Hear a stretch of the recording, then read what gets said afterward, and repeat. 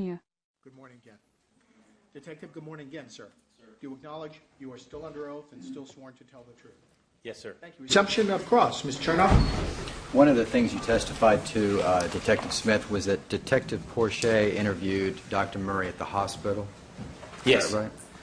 And you said that Dr. Murray told Detective Porcher that he had given Michael Jackson a sedative. Is that right? That's correct. Detective Porcher also asked Dr. Murray if he would sign a death certificate. Isn't that right? I don't recall that at that time. Do you recall Detective Porcher telling you that Dr. Murray said that he would not sign a death certificate because an autopsy needed to be performed? At some point in time, yes. And you heard on the audio tape the interview with Dr. Murray, actually either you or Orlando Martinez was saying, yes, he said an autopsy needed to be performed, and you said, yes, that's what we heard, you said. Correct. Did you hear that from someone other than Detective Porcher? I don't recall at this time. Could it have been the family? No. In addition to interviewing Dr. Adams, first of all, your investigation encompassed at least 8 or 9 months. Is that right? The period of time? Yes. Okay. You were the lead investigator in this case? Yes. And during your investigation, did you have occasion to interview a woman by the name of Grace Rwamba? And I may be pronouncing that wrong. Sustained. Call for hearsay 350 and 352. Do you? Well, I don't want you to tell me what she said, but I would like to know: did you interview her? Objection relevant. Sustained. Do you know who she is? Objection relevant. Sustained. The very first few minutes that you were at UCLA Hospital, you started taking notes. Is that right? Yes, sir. And one of the things that you wrote down were people that may have information about Michael Jackson, right? About his past, and isn't that what you did? Oh, I spoke with Fahim Muhammad and Alberto Alvarez. Were you given the name of Grace Rwamba from them? At some point in time, I don't know if it was the hospital that night on the evening of the June 25th, 2009. There was just a little distraction from overhead. I see some of you wondering about. I don't think it's continuing. Let us know. All right. Let us look at the very first page of notes that you created in this case. It was June 25th, 2009. Is that right? Objection relevant. Overruled.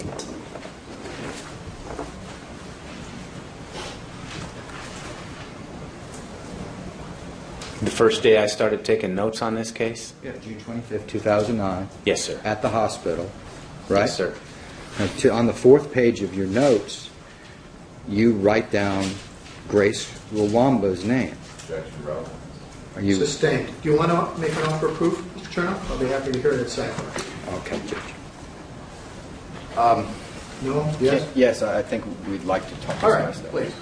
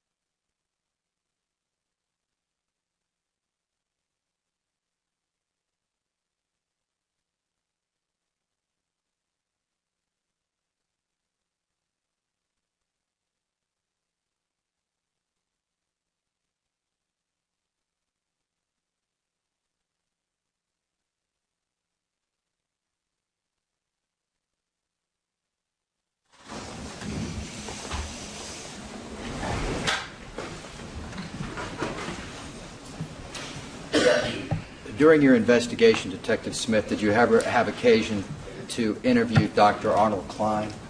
Objection relevant. Sustained. 350, 352.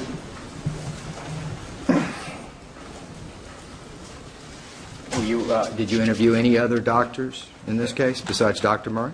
Objection relevant. Overruled. You may answer. We know about Dr. Adams. Did you interview any other doctors besides Dr. Murray and Dr. Adams? Yes.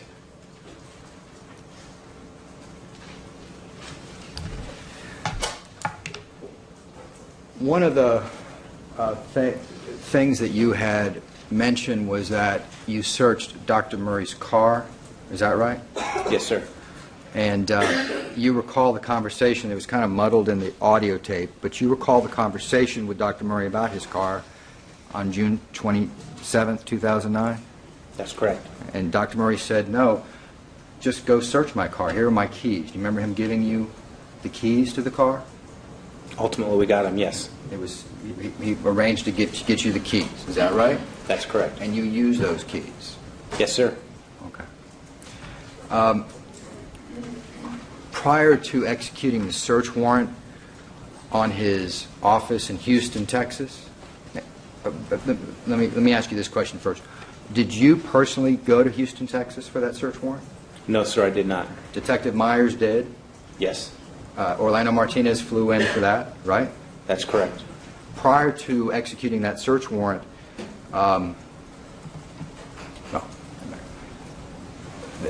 a week after executing that search warrant, you executed another search warrant on his office in Las Vegas. Is that right?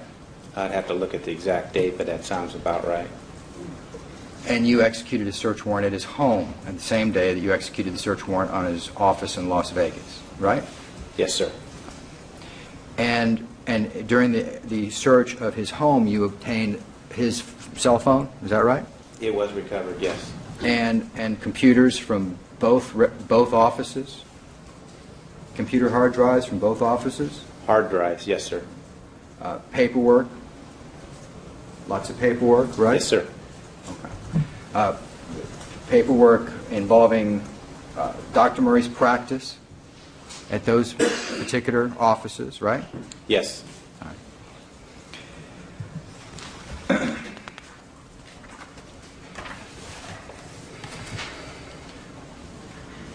You found out that, let me ask you these, if you've interviewed these people during your investigation, did you ever speak with a man named Dr. Tomei Tomei?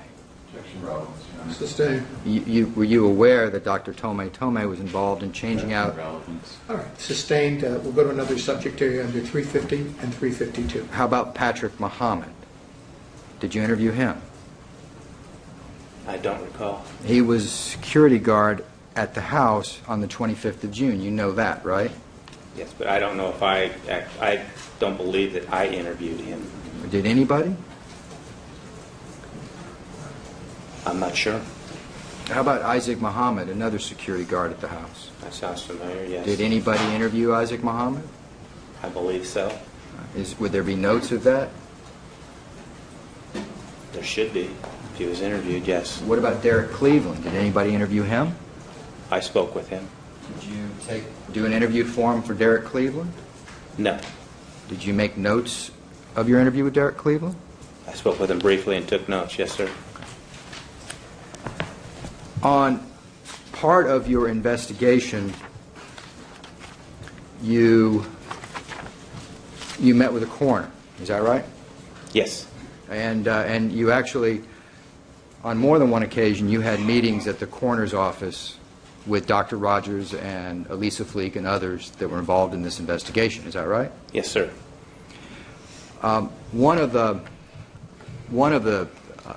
You said last week that this death investigation became was not a homicide investigation until later. Is that correct? Yes, sir. When was it a homicide investigation? Late August, it was deemed a homicide. And when you say late August, would that be the 27th of August? That sounds about right, yes, sir. Okay.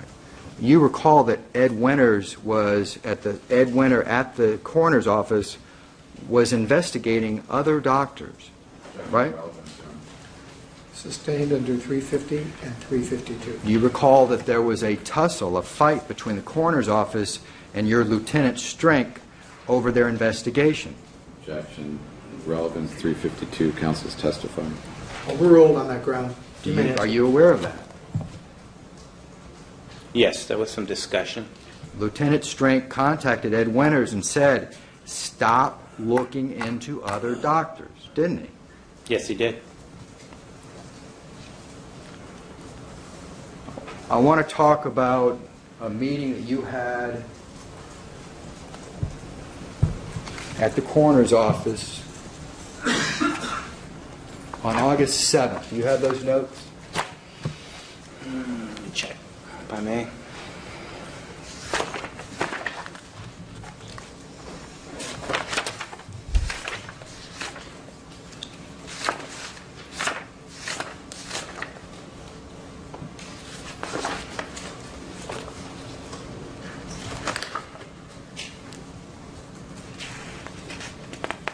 Yes, I do. These are your handwritten notes that you're reviewing? They are. Who was present at that meeting with the coroner's office? Dr. Lakshmanan,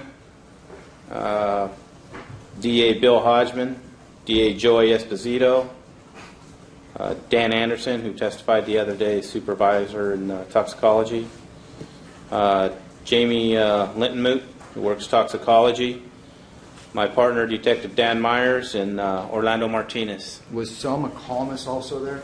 Dr. Kalmus? Have to check further. I don't know if she's on that one or not.